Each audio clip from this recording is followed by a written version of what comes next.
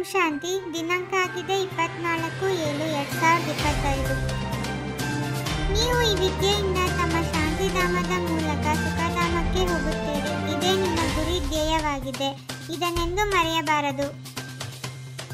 ಈ ಸಮಯದ ನಾಟಕದಲ್ಲಿ ಸಂಪೂರ್ಣ ದುಃಖದ ದೃಶ್ಯವಿದೆ. ಒಂದು ವೇಳೆ ಯಾರಿಗಾದರೂ ಸುಖವಿದ್ದರೂ ಸಹ ಅದು ಅಲ್ಪಕಾಲದ ಕಾಗವಿಷ್ಟ ಸಮಾನ. ಉಳಿದೆಲ್ಲವೂ ದುಃಖವೇ ದುಃಖವಿದೆ. ಕ್ಷಣ ಪ್ರತಿ ಕ್ಷಣ ಬೇಹದ್ದಿನ ಸೃಷ್ಟಿ ಚಕ್ರವು ಸುತ್ತುತ್ತಾ ಇರುತ್ತದೆ. ಒಂದು ದಿನವೂ ಇನ್ನೊಂದು ದಿನಕ್ಕೆ ಹೋಲುವುದಿಲ್ಲ. ಇಡೀ ಪ್ರಪಂಚದ ಚಟುವಟಿಕೆಗಳು ಬದಲಾಗುತ್ತಿರುತ್ತವೆ.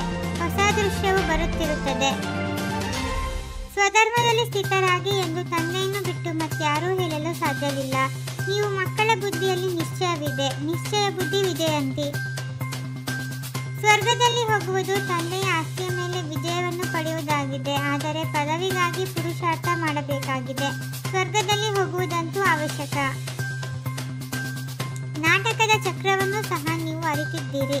ಪಾವನರನ್ನಾಗಿ ಮಾಡಿ ಎಲ್ಲ ಆತ್ಮಗಳನ್ನು ಸೊಳ್ಳೆಗಳೋಪಾದಿಯಲ್ಲಿ ಕರೆದುಕೊಂಡು ಹೋಗಲು ಅನೇಕ ಬಾರಿ ತಂದೆಯು ಬಂದಿದ್ದಾರೆ. ಹೊಸ ಪ್ರಪಂಚದಲ್ಲಿ ಯಾವ ದೇವಿ ದೇವತಾ ಧರ್ಮವಿತ್ತೋ ಅದು ಈಗಿಲ್ಲ. ತಂದೆಯು ಬ್ರಹ್ಮರವರ ಮೂಲಕವೇ ದೈವಿ ರಾಜ್ಯದ ಸ್ಥಾಪನೆ ಮಾಡುತ್ತಾರೆ. ಇದಂತೂ ಸ್ಪಷ್ಟವಾಗಿದೆ. ನಿಮ್ಮ ಗುರಿ ಧ್ಯೇಯವೂ ಇದೇ ಆಗಿದೆ. ತಂದೆಯೇ ಹೇಳುತ್ತಾರೆ, ಈಗ ಅಂಧಕಾರ ರಾತ್ರಿ ಆಗಿದೆ. ರಾತ್ರಿಯಲ್ಲಿ ಮನುಷ್ಯರು ಹುಡುಕಾಡುತ್ತಿರುತ್ತಾರೆ. ನೀವು ಮಕ್ಕಳು ಬೆಳಕಿನಲ್ಲಿದ್ದೀರಿ. ಇದನ್ನು ಸಹ ಸಾಕ್ಷಿಯಾಗಿ ಬುದ್ಧಿಯಲ್ಲಿ ಧಾರಣೆ ಮಾಡಿಕೊಳ್ಳಬೇಕಾಗಿದೆ. ಈ ಸಮಯದಲ್ಲಿರುವುದೇ ಸಂಪೂರ್ಣ ದುಃಖದ ದೃಶ್ಯ. ಒಂದು ವೇಳೆ ಸುಖವಿದ್ದರೂ ಸಹ ಅದು ಕಾಗವಿಷ್ಟ ಸಮಾನ. ಉಳಿದಂತೆ ದುಃಖವೇ ದುಃಖವಿದೆ. ಈ ಜನ್ಮದಲ್ಲಿ ಸ್ವಲ್ಪ ಸುಖವಿದ್ದರೂ ಸಹ ಇನ್ನೊಂದು ಜನ್ಮದಲ್ಲಿ ದುಃಖ. ಈ ನಾಟಕವು ಮಾಡಲ್ಪಟ್ಟಿದೆ. ನಿರ್ದಯಿಯಾದ ರಾವಣನು ನಿಮ್ಮನ್ನು ದುಃಖದಲ್ಲಿ ಕರೆದುಕೊಂಡು ಹೋಗುತ್ತಾನೆ. ಇದೂ ಸಹ ಡ್ರಾಮಾದಲ್ಲಿ ನಿಗದಿಯಾಗಿದೆ. ಇದರಲ್ಲಿ ರಾವಣನದು ಸಹ ದೋಷವಿಲ್ಲ. ಮಹಾಭಾರತ ಯುದ್ಧವೂ ಸಹ ಈ ಸಮಯದ್ದಾಗಿದೆ. ವಿನಾಶಕಾಲೇ ವಿಪರೀತ ಬುದ್ಧಿ ವಿನಃಶಾಂತಿ. ಇದು ಆಗಲಿದೆ. ನಾವು ವಿಜಯಿಗಳಾಗಿ ಸ್ವರ್ಗದ ಮಾಲೀಕರಾಗುತ್ತೇವೆ. ಉಳಿದೆಲ್ಲರೂ ಆಗುವುದಿಲ್ಲ. ಈಗ ತಂದೆಯಿಂದ ಶ್ರೇಷ್ಠ ದೇವತೆಗಳಾಗುವ ಶ್ರೀಮತವು ಸಿಗುತ್ತದೆ. ಇಂತಹ ಮತವು ಮತ್ತೆಂದೂ ಸಿಗುವುದಿಲ್ಲ. ತಂದೆಯ ಶ್ರೀಮತವನ್ನು ಕೊಡುವ ಪಾತ್ರವೂ ಸಹ ಸಂಗಮಯುಗದಲ್ಲಿಯೇ ಇದೆ. ಮತ್ತೆಲ್ಲಿಯೂ ಸಹ ಇಲ್ಲ. ಈಗ ಅನುತ್ತೀರ್ಣರಾದರೆ ಕಲ್ಪಕಲ್ಪವೂ ಅನುತ್ತೀರ್ಣರಾಗುತ್ತೀರಿ. ಬಹಳ ದೊಡ್ಡ ಪೆಟ್ಟು ಬೀಳುವುದು. ಶ್ರೀಮತದಂತೆ ನಡೆಯದಿದ್ದರೆ ಪೆಟ್ಟು ಬೀಳುವುದು. ಬ್ರಾಹ್ಮಣರ ವೃಕ್ಷವು ಅವಶ್ಯಕವಾಗಿ ವೃದ್ಧಿಯಾಗಬೇಕಾಗಿದೆ. ಯಾವಾಗ ಲಕ್ಷ್ಮೀನಾರಾಯಣರು ಸಿಂಹಾಸನದ ಮೇಲೆ ಕುಳಿತುಕೊಳ್ಳುವರೋ ಆಗ ಸಂವತ್ಸರವು ಪ್ರಾರಂಭವಾಗುವುದು. ನೀವು ಸಹ ಬರೆಯುತ್ತೀರಿ, 1ರಿಂದ 1250 ವರ್ಷಗಳವರೆಗೆ ಸ್ವರ್ಗವಿರುವುದು. ಎಷ್ಟು ಸ್ಪಷ್ಟವಾಗಿದೆ.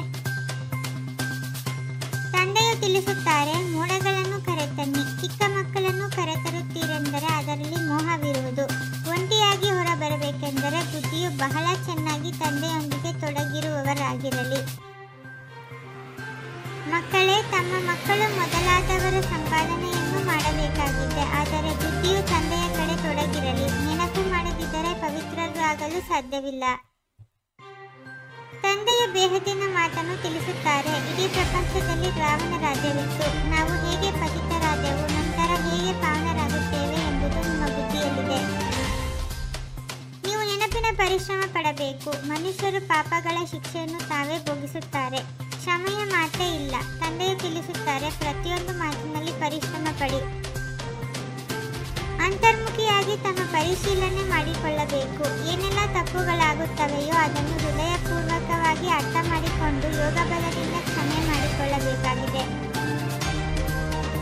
ತಂದೆಯ ಯಾವ ಸಲಹೆ ಸಿಗುತ್ತದೆಯೋ ಅದರಂತೆಯೇ ಪೂರ್ಣ ನಡೆದು ತಮ್ಮ ಮೇಲೆ ತಾವೇ ದಯೆ ತೋರಿಸಿಕೊಳ್ಳಬೇಕಾಗಿದೆ.